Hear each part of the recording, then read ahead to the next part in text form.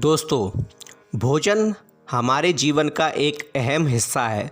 बिना भोजन के मनुष्य को शक्ति प्राप्त नहीं होती और वह कोई भी कार्य नहीं कर सकता।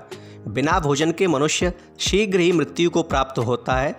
इसलिए मनुष्य को इस लोक हो या कोई अन्य लोक हो, कोई भी जीव हो जो देहधारी होता है, उसे इस लोक में जीने के लिए भोजन की आवश्यकता पड़ती ही है।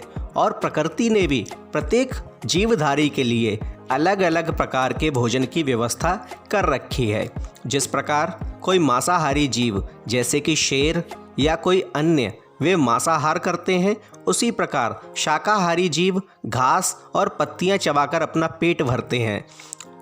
शाकाहारी जीव कभी मांस नहीं खाता और मांसाहारी जीव कभी घास नहीं खाता। प्रकृति ने प्रत्येक व्यक्ति के लिए अलग अलग प्रकार के भोजन की व्यवस्था की हुई है। नमस्कार दोस्तों, मैं DRX संतोष सिंह अपने YouTube चैनल पर आप सभी लोगों का स्वागत करता हूं। दोस्तों, एक बार माता पार्वती ने भगवान श्री महादेव से पूछा था कि हे प्रभु, मुझे यह बताइए कि किस प्रकार के भोजन करने से मनुष्य की शीघ्र मृत्यु होती है अथवा कम उम्र में ही उसकी मृत्यु हो जाती है, और किस प्रकार का भोजन करने से मनुष्य दीर्घ आयु को प्राप्त करता है, और किस प्रकार का भोजन करना चाहिए और किस प्रकार का भोजन नहीं करना चाहिए। तब भगवान श्री महादेव ने मुस्कुराते हुए माता पार्वती को जवाब दिया था कि हे पार्वती, वेदों में, पुराणों में एवं अन्य कई शास्त्रों में यह वर्णित है कि मनुष्य को किस प्रकार का भोजन करना चाहिए, उसे कहाँ बैठकर भोजन करना चाहिए और कहाँ बैठकर भोजन नहीं करना चाहिए। भोजन करने के लिए उसका मुख किस दिशा की ओर होना चाहिए और किस प्रकार का भोजन करना उसके लिए वर्जित है। हे देवी, शास्त्रों में यह वर्णित है कि किस प्रकार का भोजन करने से मनुष्य की कम आयु में ही मृत्यु हो जाती है और किस प्रकार का भोजन करने से मनुष्य दीर्घ आयु को प्राप्त करता है। हे देवी, साथ ही शास्त्रों में यह वर्णित है कि भोजन के कितने प्रकार होते हैं और किस प्रकार के भोजन को मनुष्य को खाते हुए भी छोड़ देना चाहिए, एवं किस प्रकार के भोजन को करने से मनुष्य तुरंत ही मृत्यु को प्राप्त होता है। तब माता पार्वती ने हाथ जोड़कर महादेव से पूछा कि हे प्रभु, कृपया विस्तार पूर्वक बताइए कि मनुष्य को किस प्रकार का भोजन करना चाहिए और किस प्रकार का नहीं। तब महादेव बोले कि हे देवी, भोजन के 3 प्रकार होते हैं, सतोगुणी, रजोगुणी एवं तमोगुणी। हे देवी, जिस प्रकार ये भोजन के प्रकार होते हैं, उसी प्रकार से प्रकृति ने जीव जंतुओं को उन्हें विशेष सुविधाएं दी हुई हैं कि कौन जीव सतोगुणी भोजन करेगा, कौन तमोगुणी और कौन रजोगुणी। जबकि मनुष्य ये तीनों प्रकार के भोजन करता है, इसलिए कुछ मनुष्य दीर्घायु को प्राप्त होते हैं और कुछ शीघ्र ही कम आयु में मृत्यु को प्राप्त हो जाते हैं। हे देवी, मनुष्य जब सतोगुणी भोजन को ग्रहण करता है तो उसकी आयु लंबी होती है, वहीं वह जब रजोगुणी भोजन को ग्रहण करता है तो उसकी आयु घटती है। साथ ही वह अन्य कई पीड़ाओं को भोगता है। वह बीमारी को, व्याधियों को एवं धन संपत्ति के नाश को भोगता है। वहीं तमोगुणी भोजन करने वाला व्यक्ति शीघ्र ही मृत्यु को प्राप्त होता है। महादेव के इस प्रकार के वचन बोलने पर माता पार्वती ने पुनः हाथ जोड़कर उनसे विनती की कि हे महादेव, कृपया व्याख्या कीजिए कि सतोगुणी भोजन कौन से होते हैं, रजोगुणी कौन से होते हैं और तमोगुणी कौन से होते हैं।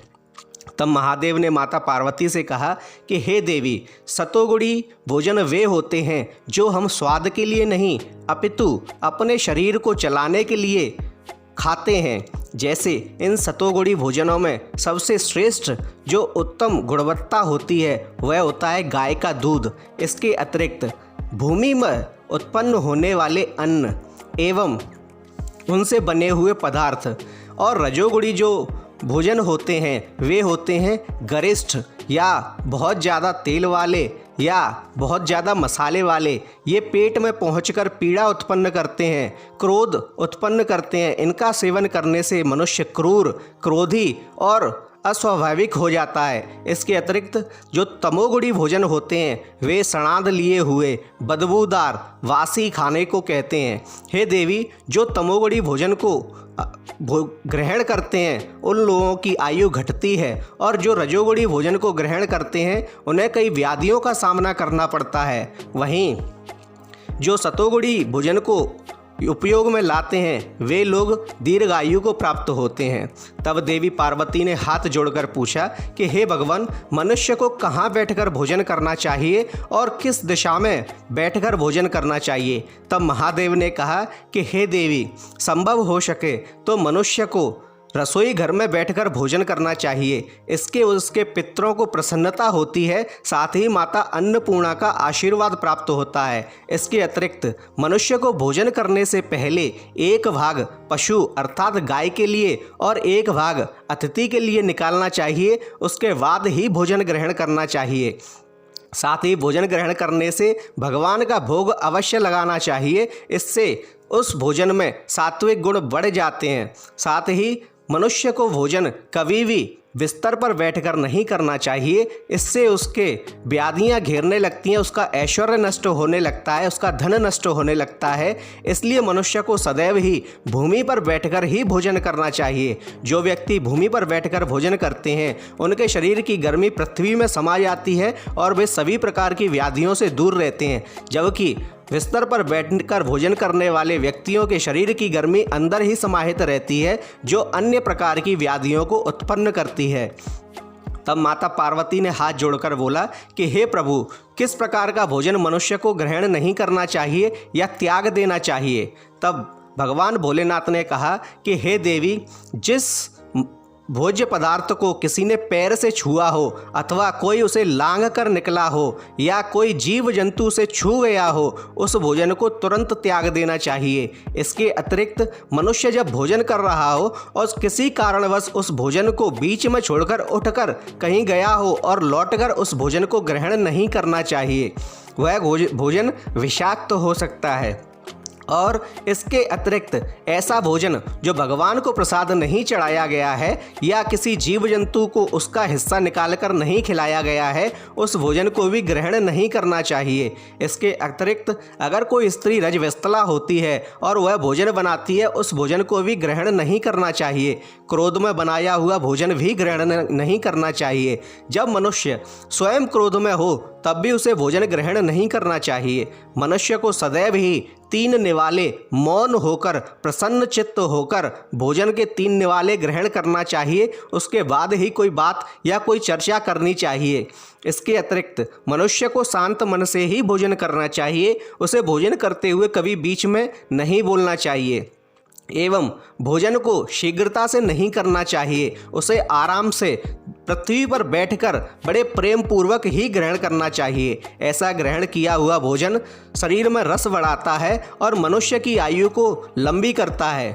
भोजन के तुरंत बाद मनुष्य को सोना नहीं चाहिए, कसरत नहीं करनी चाहिए और भोजन के तुरंत बाद जल भी ग्रहण नहीं करना चाहिए। इससे जठराग्नि मंदी पड़ सकती है और मनुष्य को कई प्रकार की व्याधियां घेर सकती हैं।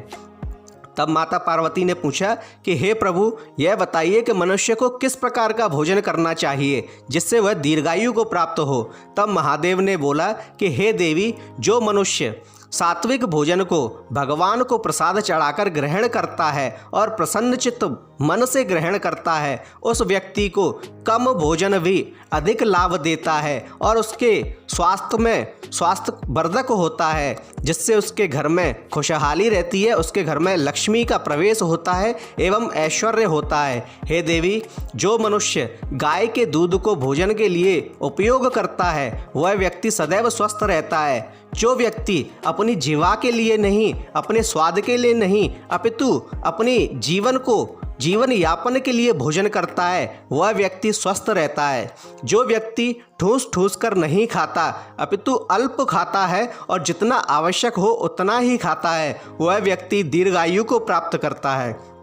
तब माता पार्वती ने हाथ जोड़कर पूछा कि हे महादेव, यह बताइए कि किस प्रकार भोजन करना चाहिए। तब महादेव ने बताया कि सर्वप्रथम व्यक्ति को भूमि पर बैठना चाहिए। उसे भोजन को अच्छे से सजाकर रखना चाहिए और उसके बाद माता अन्नपूर्णा का धन्यवाद करना चाहिए कि उन्होंने उसे यह भोजन प्रदान किया। उसके बाद भगवान का भोग लगाकर एक एक हिस्सा पशुओं का और अतिथि का निकाल कर एवं अगर वहाँ कोई अन्य भी उपस्थित है तो पहले उसे भोजन कराने के बाद ही भोजन करना चाहिए। अगर अन्य लोगों से छुपाकर कोई व्यक्ति भोजन करता है तो वह व्यक्ति रोगी होता है, ऋणी होता है, उसके घर से लक्ष्मी चली जाती है, वह ऐश्वर्यहीन हो जाता है एवं समाज में उसकी इज्जत नहीं होती। दोस्तों, इसी प्रकार मनुस्मृति में भी वर्णित है कि मनुष्य को किस प्रकार से भोजन करना चाहिए, कहाँ भोजन करना चाहिए, किस प्रकार मुंह करके भोजन करना चाहिए और किस दिशा में बैठकर भोजन करना चाहिए। दोस्तों, मनुस्मृति में वर्णित भोजन के प्रकार, भोजन के ढंग एवं भोजन करने की मुद्राएं भी वर्णित हैं। दोस्तों, अगर आपको हमारा वीडियो अच्छा लगे तो कृपया इसे लाइक कीजिए, शेयर कीजिए, कमेंट में जय मां अन्नपूर्णा या हर हर महादेव अवश्य लिखिए और साथ ही हमारे चैनल को सब्सक्राइब कीजिए। धन्यवाद। जय सिया राम।